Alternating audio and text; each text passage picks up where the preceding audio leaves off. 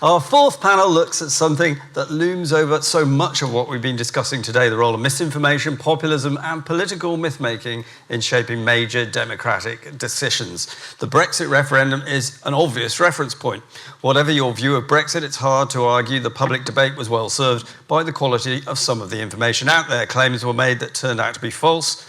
Fears were amplified, complex questions reduced to slogans, and we're all still living with the consequences. As debate about constitutional change on this island becomes more mainstream, there's a real responsibility to make sure that conversation is grounded in evidence and honest engagement with the hard questions, rather than in mythology or political point scoring. So we've got a great panel who'll explore the lessons we can draw from Brexit and how we can build a healthier, more informed public debate. Senator Conor Murphy is a Sinn Féin senator, senior figure within Sinn Féin, having served as a minister across many different portfolios in the Stormont executive. Conor, great to have you with us.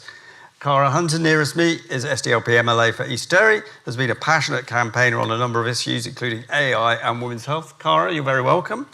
Orna Young, just next to Conor there, is from FactCheck Northern Ireland, which does vital work scrutinising the basis of political and media claims in Northern Ireland. In an era of misinformation, it says here, that work has never been more important, provided you're not actually correcting me or Orna. You're very welcome.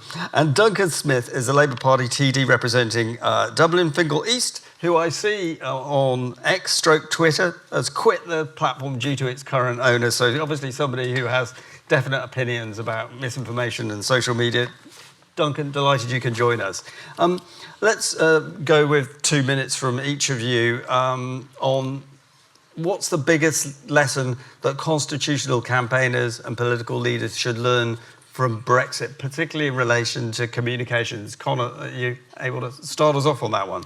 Well, I think very clearly there are lessons, and when we're talking about the conversations that need to be happening now in relation to Irish unity and the fact that those need to be resourced and led at governmental level, it is very directly as a consequence of the Brexit experience, where that was a campaign which was based on misinformation about the money that would be turned back into the NHS, the immediate drop-off in immigration, the ability of Britain, being a world economic power, to do whatever deals it liked around the world. And a lot of misinformation was sold, and people voted on an instinct or a sense of what things would be on the other side of Brexit. And of course, the trading in nostalgia, which is part of the far-right campaign always, about things were much better in the past and we could make ourselves great again.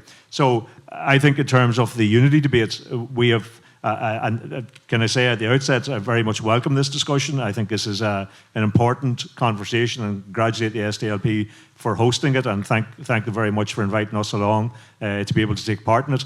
But this type of discussion is happening in the absence of a government-led discussion. So while we're sharing with people who are either supporters of unity or curious about unity, and many of those conversations are going on, and many academics are involved in providing papers and economic studies and other sources of information in relation to how things would look or how things might be organised, the reality is that we need a conversation that's constructed by the governments and resourced by the government, particularly the Irish government, which invites people into that space so that we can put all of the information, all of the challenges that there would be in terms of reunification, propositions for solutions, and how those would be managed, and also the reassurances that be required, particularly in relation to those who are from a pro-British opinion and outlook in terms of the protections, for instance, that were built into the Good Friday Agreement, which would be built into any new arrangements in the island of Ireland to ensure respect for identity and religious freedom and all of the things that are important to people from a unionist or a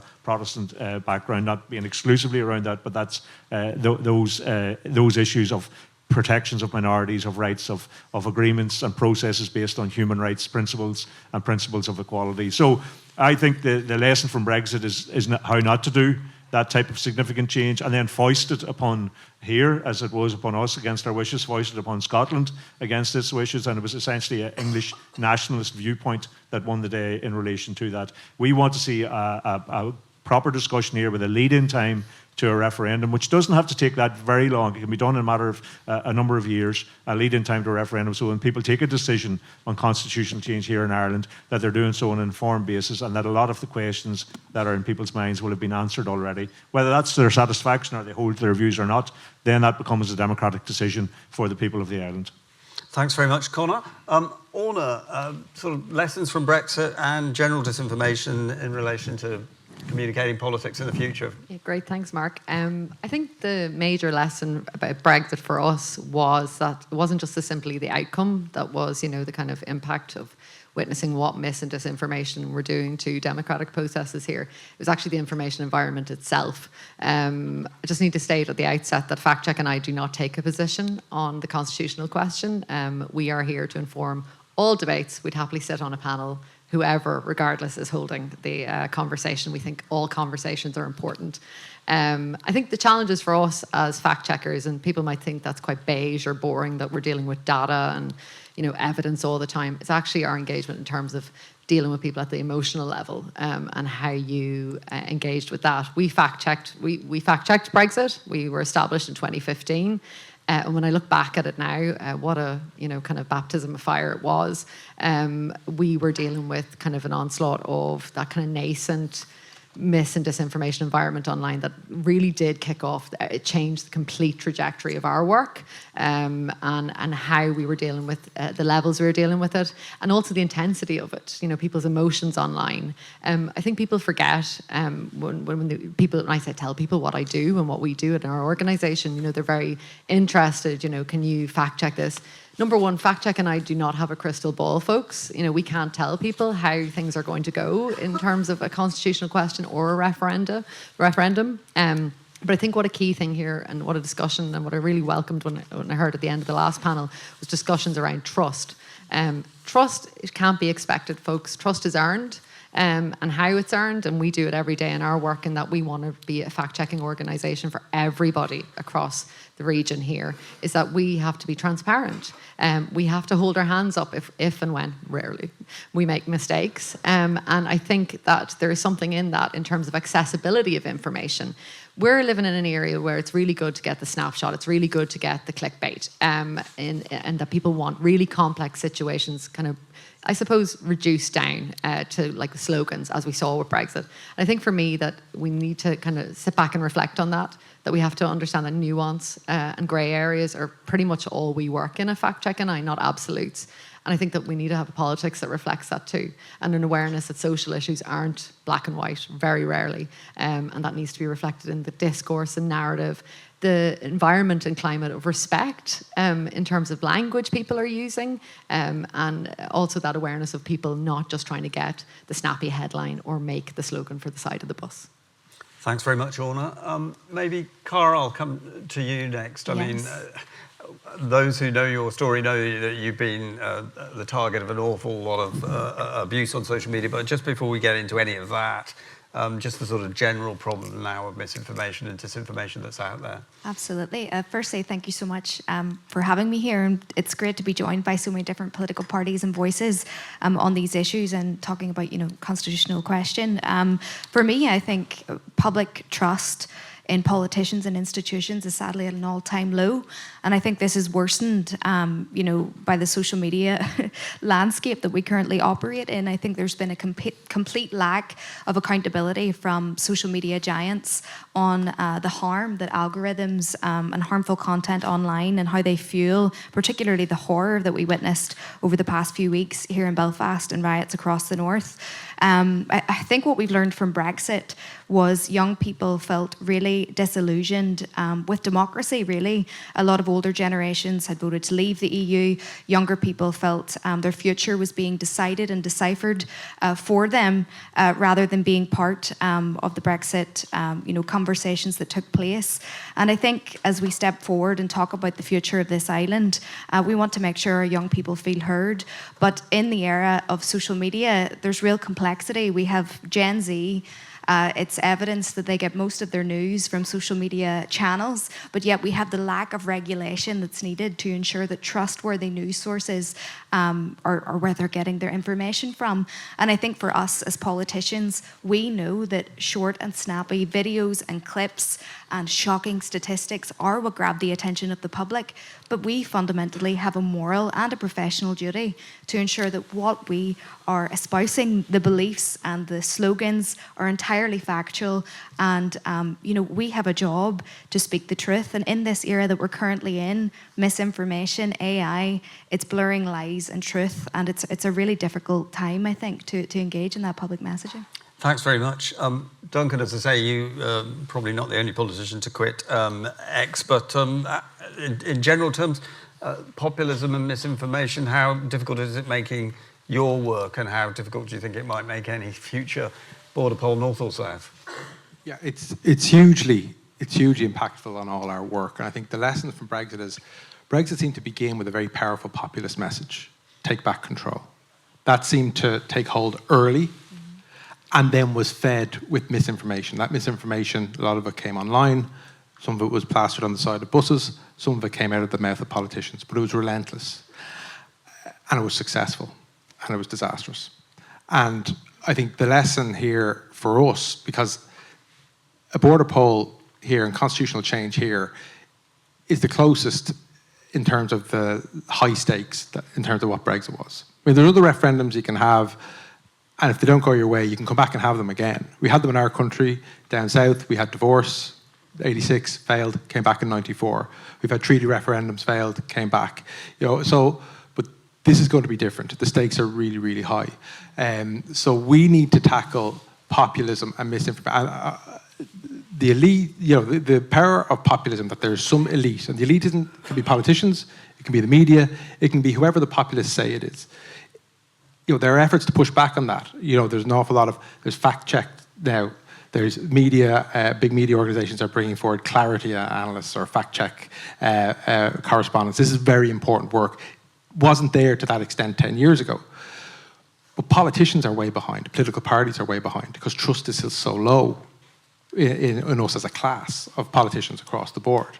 And politicians and political parties, some can be the rebels one moment, and then suddenly they cross a threshold, and the threshold may not necessarily be going into government, but suddenly they're the elites as well. So we have a huge job to do to push back on that, and that is about earning trust. Because when populism and misinformation, hold hands, where they make landfall, like most dramatically and most impactfully, is usually in working class communities. And these are the communities that I grew up in, communities of deprivation, communities of need, and that's communities where the left need to be providing solutions so that the populism and misinformation isn't becoming attractive to people in these communities. And there's a huge bit of work. And while I'm very excited about the opportunities, the genuine opportunities of what, constitutional change in a new Ireland will look like, I have this real sense of kind of despair, one element in terms of communities down south, communities in the north, and this challenge of populism and misinformation. And what's coming in right through the centre of that is the scourge and deplorable racism. And that is now an element that has shifted this discussion and this debate and this challenge that we need to fight back, and fight back with honesty and be trust, and not be dragged to the horrible fringes of politics, and to hold true left politics or true centre politics beyond the centre against these ills.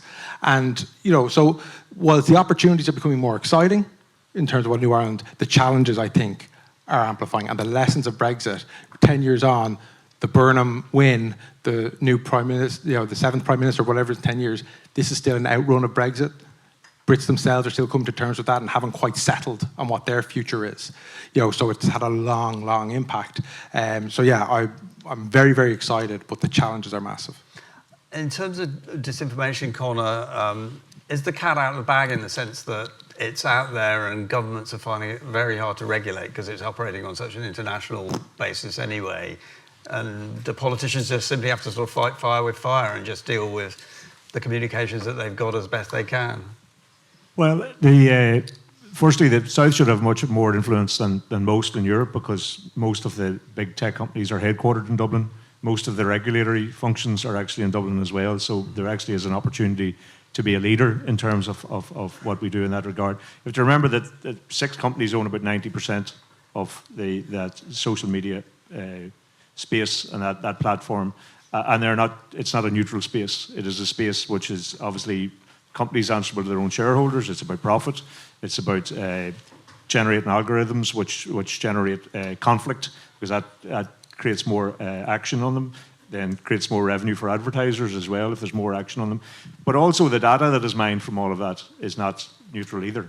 That data is a commodity, which is not just sold for advertising purposes, but was actually used by Cambridge Analytica famously in order to predict the outcome of elections. So it's actually been used as a direct attack on the democratic process. So I think in Ireland we're lucky in that, probably because we're a small country, that there is a determined effort for this to take hold, and that's not unique. This is happening. I had the opportunity over the last year to be travelling in the States, in Australia, in Colombia, exactly the same problem facing in. It's not just about that negative influence of social media platforms, but the actual attempt to interfere in democracy, which is a very concerted and deliberate attempt to destabilise democracies all over the world. But I think in Ireland that we're fortunate in that we're a small country, and that there is, I'm not saying we're a better people than anywhere else in the world, but there is perhaps a stronger sense of community given the smallness that we are and the fact that we're an island country, a stronger sense of community and togetherness. And I think we can combat that. But I do think, yes, more needs to be done in terms of regulation, but it needs to be done with the social media companies themselves. That's where the regulation, that's where the addictive algorithms have to be tackled, those things which are about generating profit and generating data for sale. That's where that has to be tackled. But I think our responsibility as people who are in whatever leadership function we have is to make sure that we have mature debates about the big issues that matter to us.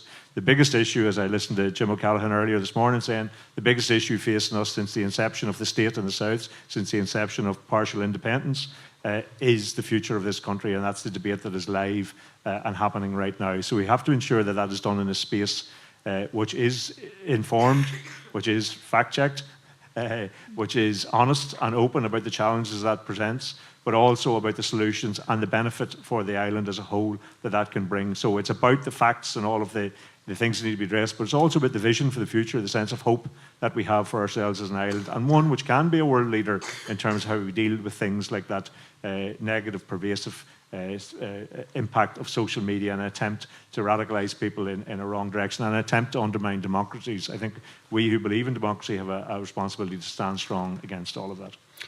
Orna, the fact-check movement has had a bit of a backlash against it, hasn't it, particularly from the political right, and then you've seen social media companies cutting down on their internal checkers and so on. Can it survive against this backlash? I think actually the fact-checking movement is bigger than it's ever been. You can fact-check me on that. We are... I'll try and verify that for you. Please verify that. Yeah. Accurate with consideration. We are part of an international fact-checking network. We're verified by them, so we have to go through a verification process every year. And I think there's about 500 fact-checking organisations internationally. Now, I'll be honest, folks, I woke up in January 2025 to Mark Zuckerberg announcing that fact-checkers are censors while being on the third-party fact-checking programme with Meta, with Facebook. So that was a bit of a surprise to me.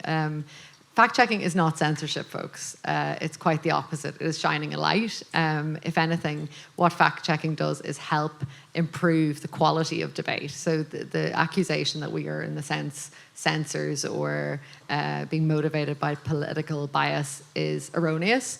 And we know that because we are vetted every year.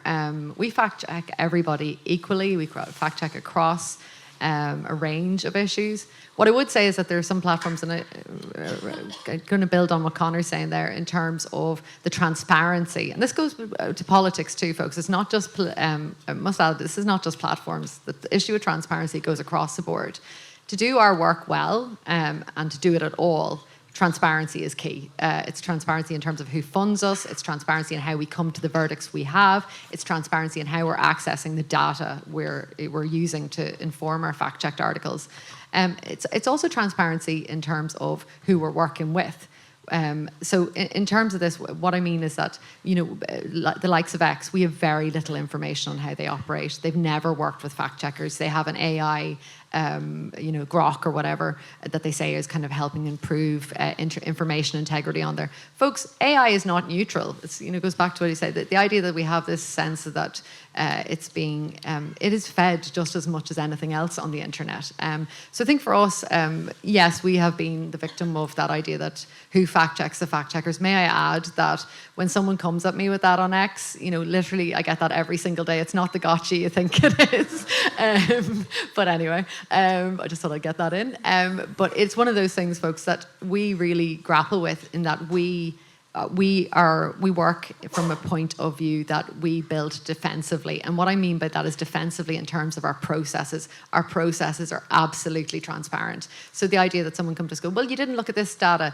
We don't cherry pick data. We put it all out there for people to make their own decisions. We will give them a steer and go, listen, this is what the verdict is, because we understand it's a attention economy we're dealing with. We want people to get a sense of complex issues quickly.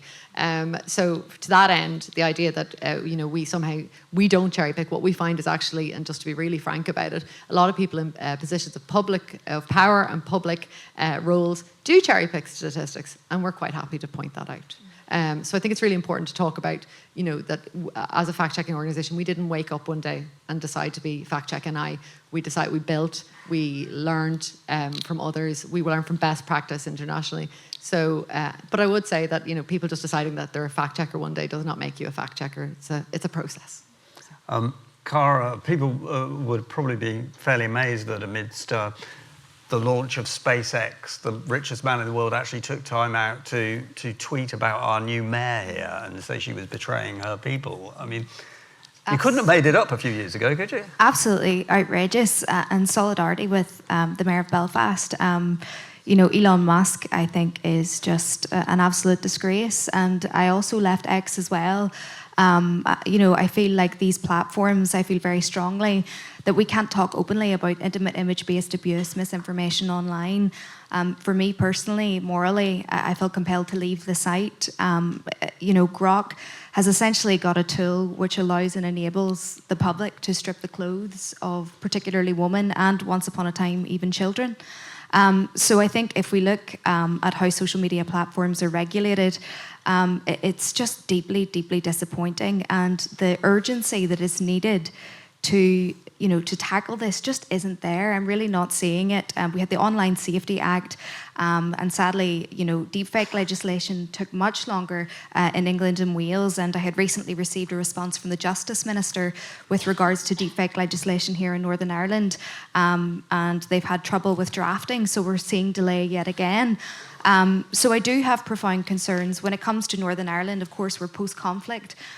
Tensions here, are sometimes feel ever present, but I do see this pathway of, tensions in the online space. We had AI-generated posters, shut businesses, put people out onto the street.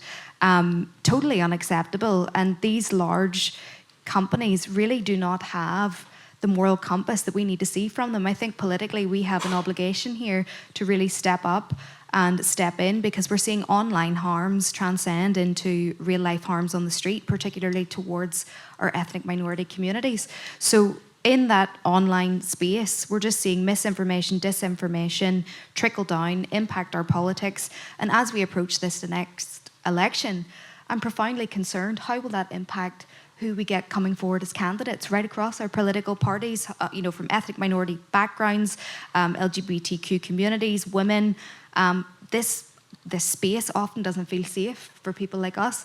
And I do think it really important when we're talking about constitutional change and the future, we want this conversation to be for everybody. We want everybody to feel safe in taking part in it as an inclusive space, a bit like today. And it really, really concerns me that we see time and time again heated tensions in the online space and really nowhere to go with it. And, over the past 2 weeks, what we've seen, there's nothing stopping that happening again. And it's heartbreaking. Duncan, how influential can Dublin be? Because obviously there are a number of tech companies that are based there.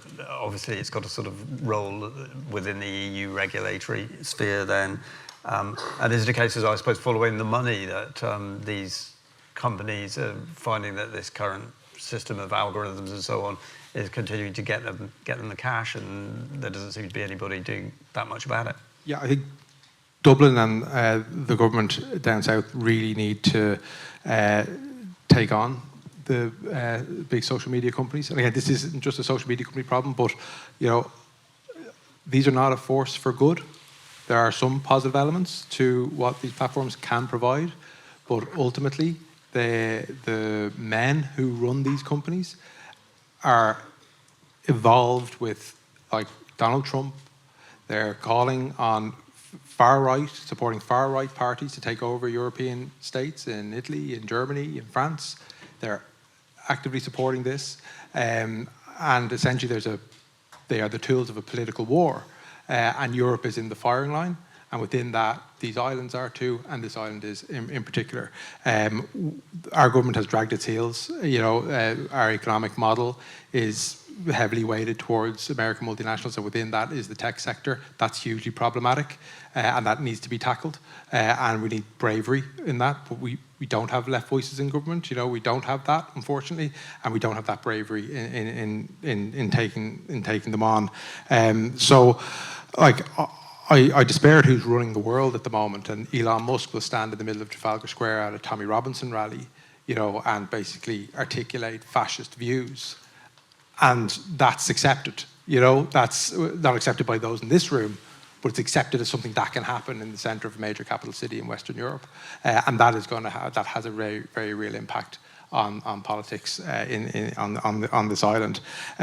So look, we are not tackling the big tech companies as strongly as we should. We're not tackling disinformation and misinformation as strongly as we should, and we're not getting a handle on populism. And I do think it is incumbent on us, on the left, Social Democratic, Labour parties, to be taking that on and leading that charge. And you do that by providing solutions. And you do that with it was mentioned in the first panel, a bit in the second panel, like the shared island strategy, and we do need urgency beyond that, but that's done an awful lot of good work. I mean, as a young teenager, I was very privileged by fluke of the school I ended up going to be involved in the Glen Cree Centre for Peace and Reconciliation, be involved on the Tim Parry Scholarship for Peace with children from Warrington, from the north, from the south, at a time in the late 90s, which was very exciting and very optimistic, but it gave me an understanding of communities both sides of the line in the north that I didn't have.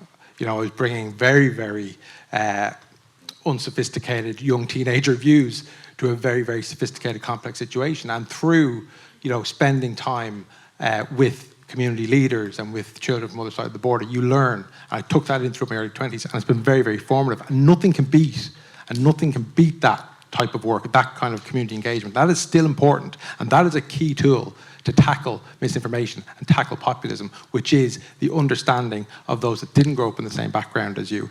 The differences may be subtle, but they can be real as well and important. And that work still needs to be done, and we can't take the foot off the accelerator of that work, as well as tackling the tech companies and everything else. That's still vitally important.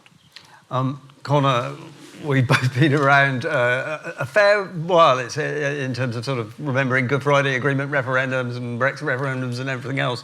I mean, you used to talk in either elections or indeed referendum campaigns about the difference between the air war and the ground war, with air war being broadcast and the ground war being knocking the doors. Now the air war is more, I suppose, social media. But, I mean, I suppose none of us know if and when a border poll campaign will happen, but do you think the ground war will still count then, or is it going to be all these algorithms and clicks?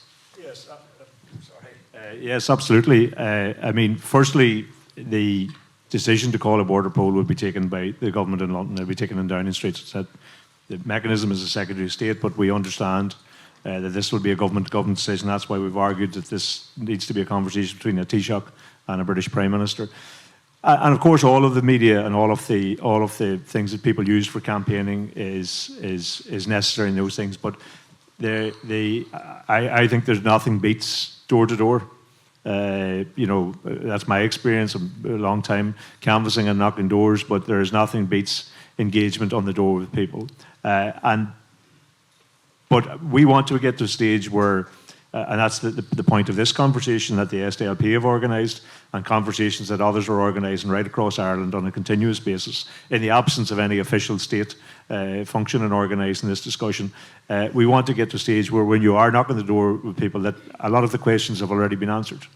That a lot of the uncertainties have already been addressed in some way, whether it assuages those uncertainties or not, but at least the right information is out there about people's intentions. And I speak frequently to people from a unionist community who, quite a lot, and I reflect what I think Jim O'Callaghan was saying earlier this morning, the people who are not necessarily in the political sphere or the active political sphere, but who are curious about unity and have been fed quite a few myths when we're on this conversation about what that means and what it means for the long term, and are open to be assuaged of those. So I would hope by the time we do get to a referendum campaign that it will be a failure if we haven't already had the preparatory work done and quite a lot of those issues teased out, and also created a space, because our legislation that we have proposed to go through the Dáil, which the second stage of will be in Tuesday week, is about the Irish government creating a green paper, which is a consultation document to say to people, these are the issues as we see them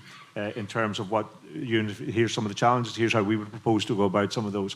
And then they create a space on the back of that for a citizens' assembly that gives a platform for people to be brought into that conversation. And I'm specifically thinking of people from the unionist community. I'm also specifically thinking of the diaspora, because the Irish diaspora right around the world is a huge interest, a huge investment in what goes on in Ireland. And so we need to create that space where, when it comes to the actual idea of a campaign, and we need to create that sense of purpose and unity among all of the political parties. And I think today's event is a very good contribution to all of that.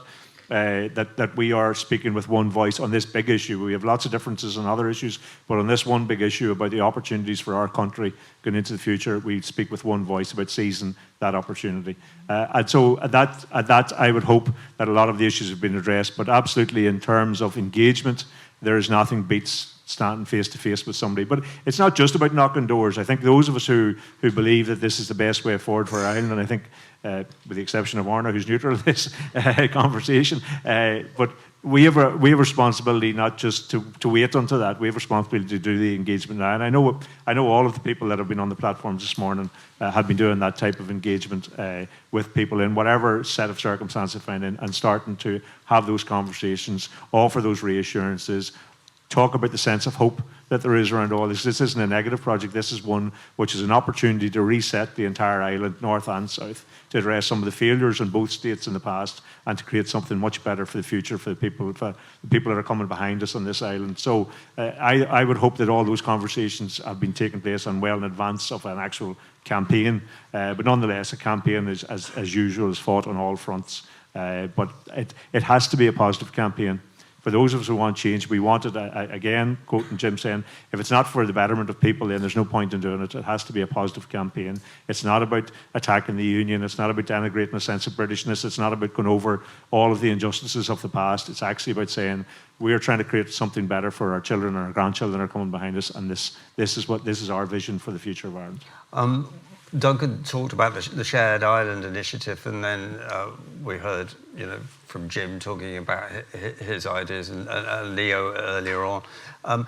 Do you think that between Fingal now talking about a blueprint for unification, your Citizens' Assembly proposal, that things are about to move up a gear in terms of formulating a plan and a document at all?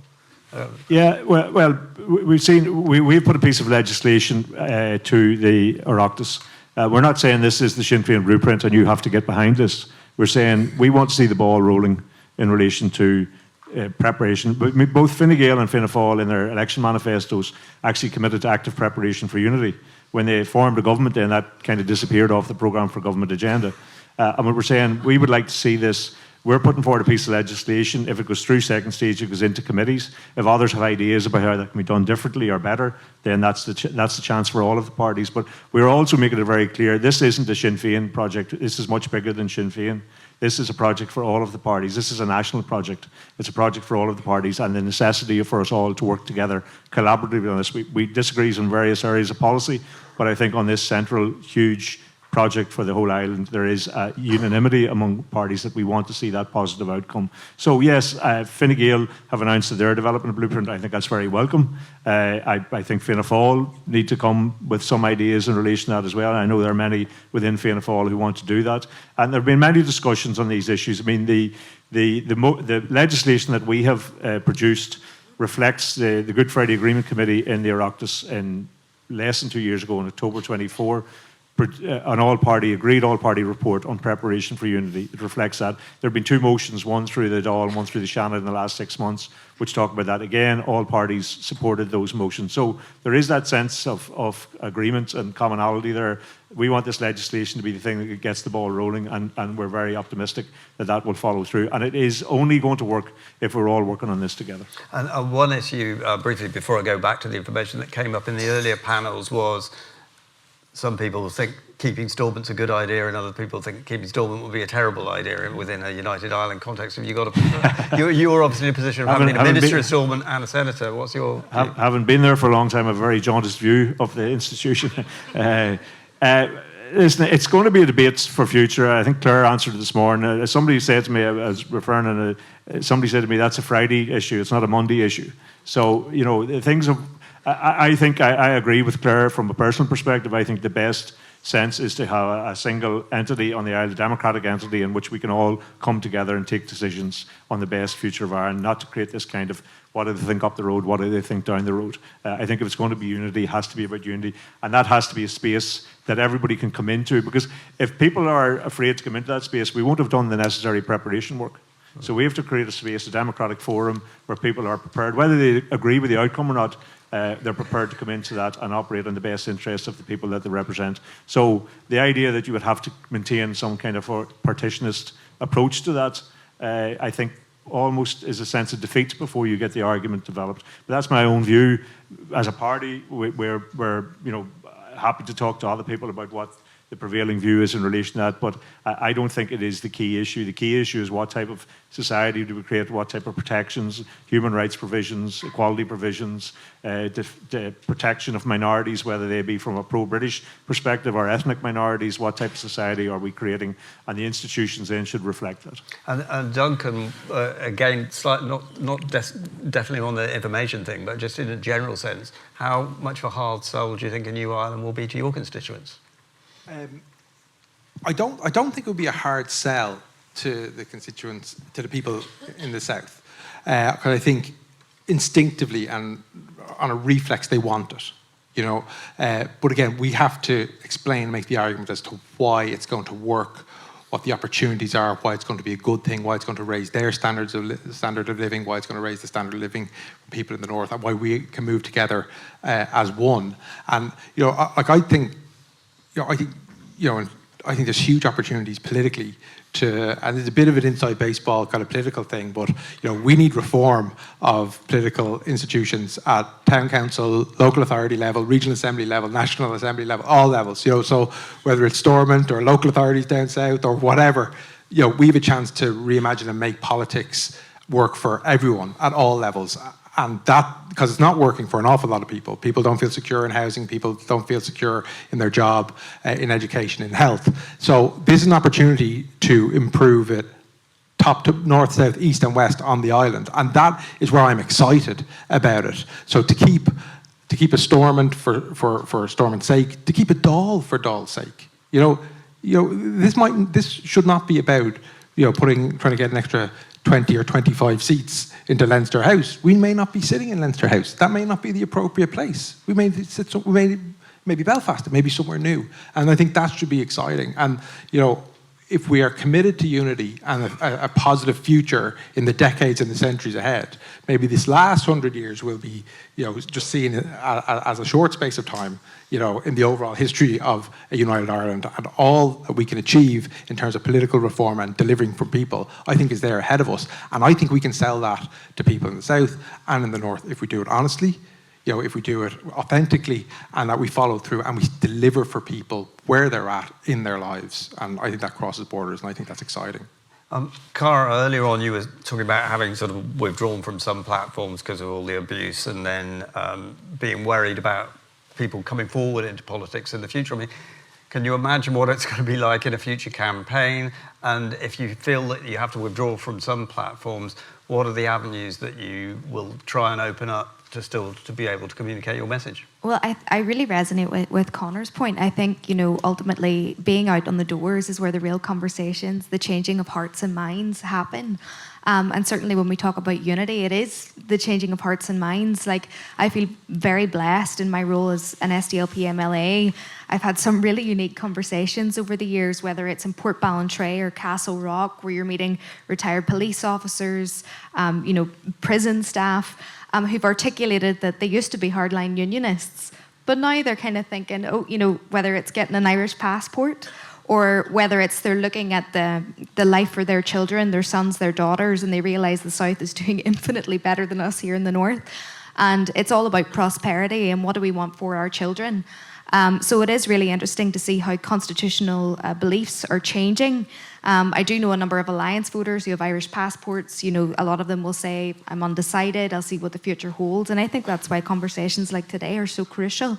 But I think with any referendum moving forward, it takes each and every one of us who are, have a strong belief in Irish unity to come together to really challenge the myths that are out there and work together from a policy perspective to find solutions. I get on the doors, what about my pension and what about my bin? So it really is the bread and butter issues in our local communities people want answers to. But I also think that, as we move forward, we see the challenges that we have north and south on this island, whether it's housing or ending violence against women and girls. I think through those conversations and those pathways, we have so much in common with each other on those sad issues nonetheless. But we can, on a cross-border basis, work together on healthcare, work together on education, learn from each other what's working, what's not, and move this conversation forward. And certainly in my upbringing, I was raised in Portrush. I come from an Irish nationalist party, and certainly Catholics in that side of the North are in the minority. And I had the privilege of growing up with people from all backgrounds. And in the conversations I have now with my friends, they really resonate with the idea that we can build something new. They want something different for their children. And they themselves never voted nationalist until I got involved in the SDLP. So I think those hearts and minds that we want to capture and we want to change, things are changing. I do feel there is this building momentum. And I do feel, as a proud Irish nationalist, now is the time to work collectively together, arm in arm, and really set up and build this new pathway. Because ultimately it's for new generations coming forward and we can do something different and something new. No bid charges. Where did we hear that before? Conor, what do you think will be some of those key bread and butter issues when should we ever get to a campaign? Sorry. Well, in terms of picking up on what Cara was saying there about pensions, bins, what do you think will be the kind of the grit of any campaign in terms of the bread and butter issues? Well, I think for me the excitement is that we have a chance to reset. So, in the North we're underfunded. We have a democratic deficit and that we're not responsible for the biggest decisions that affect our lives, as in how much money we have or what our position is on foreign matters or defence matters or any of those other things. So there is a chance to reset that. There's also a chance to reset in the South. I mean, there are many, many issues in the South that could certainly do with a reset. And to do that in the context, it was somebody on the panel earlier referred to when you talked about the idea of retaining a Stormont, the idea that local government in the South is the most centralised set of powers, the least decentralised. And the North isn't much different, probably slightly some more powers in the North, but not that much more. There's a real opportunity to strengthen local government. And that in turn answers a lot of questions about people who have some concern about decisions being taken, whether it's in Dublin or, as Duncan says, maybe in Athlone, as some people from Westmeath are suggesting, because it's fairly central to Ireland. But I think that's just the Westmeath people are suggesting that. But so there is an opportunity to do things differently and to reset and to look at all of the flaws that developed over both states. And there are many in both states that developed over the last 100 years, and actually to create something different and to do something in a way which is informed in a modern democratic way and that has those kind of rights and protections built in for communities and has a genuine disseminating of power down to people so they can take local decisions. I was in the economy department. We tried to give money into local councils, much to the concern of the Department of the Economy, but we did. to try and support local economic partnerships, to try and get more decisions taken at a local level in terms of the economic priorities that they had. And we managed to do that, and I know there are attempts to try and add to that fund as well, because it's important, but it's limited. But we have a real chance to do things differently. And so when you talk about the bread and butter issues, it would be false to go and say all answers, all problems will be addressed in terms of constitutional change. Everybody will be living in the land of milk and honey, and everybody will be. But there is a real chance to do things better, to democratically involve the people who live on the island in the decisions about the future, give them the democratic decision in relation to that, and then involve people in structures which assist us in governing going forward. And returning to the information sphere, Orna, I mean, we could get massive blueprints produced, a little bit like the Scottish Government produced before the independence vote. But if we all have got no focus because the mobile phones have stolen our attention, will it all be decided in any case on three-word logos? I'm a little bit more hopeful than that, Mark, I have to be honest. I think it always astounds me how not online most people are. That they aren't this kind of ever-present kind of flicking through TikTok. That simply doesn't happen. We work a lot with young people, but we work with everybody across the region in terms of training in media literacy and critical thinking skills. And I think that's a part that's really missing at the moment. I have children myself. I completely appreciate how overworked teachers are, and they really deserve their summer holidays that they're getting very short soon. But there's very little room in our curriculum for that kind of focus. But there's also very little room for people more generally because of the nature of what we talked about previously. I think for me that, any information that's communicated around any referendum has to be clear, it has to be accurate. You can't expect people to have the time because they're dealing with their day-to-day, whether it be housing or whatever. So I think it's really up to political parties here to ensure, and what we try to do in our work is that this information is accessible, that it's accurate, and that it's transparent where it's coming from. I think there's a lot of issues in this region here in the north, and indeed in the south, in terms of transparency of government data, for example. And we grapple with that so much in our work. I cannot tell you. Even Cara mentioned earlier about violence against women and girls. We have huge issues with that in terms of how we focus on that as an issue in our work. So how are people meant to prioritise that if they don't know what they're dealing with? So that goes for any referendum that comes up, Mark, that we need to know what we're dealing with. There needs to be good attention given to good data, good evidence, but also the rehumanisation. And I use that term really deliberately because I think what we're seeing a lot online with the very loud actors online, who are not always anonymous folks. I don't buy this whole like John 1, 2, 3, 4 is the person that's engaging in disinformation. It's well known, and often people in positions of great influence sharing bad information. And I think that it's time that there's an accountability, whether it be in the political processes and the system there for people. So when we fact check someone, that they have the humility to go and say, actually, I got that wrong. It's okay to change your mind, and it's okay to get things wrong.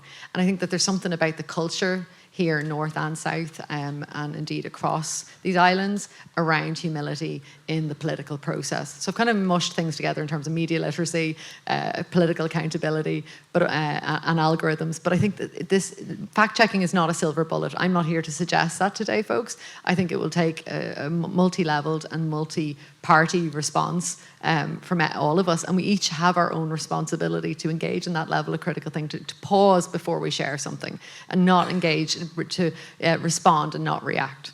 Is there a role in the schools for more kind of citizen stroke communication education? I think there's some amazing organisations, I can name them here, that are doing that already. I think there needs to be more comprehensive and multi-annual funding. Yes, this is my request, for people like us and others that are doing incredible work. As I said, FactCheckNI, and indeed fact-checking is not the silver bullet. Empowerment is, and I mean that at a level of young people. And it shouldn't be just the focus of young people, folks. A lot of the stuff I hear on the side of football pitches and stuff when I'm spending an inordinate amount of time there is coming from adults of my age. It's not just the focus, the moral panic around young people is understandable in terms of kind of the attention economy and all that sort of stuff. But this is a all age range, all backgrounds are subject to this level of dehumanisation and bad information.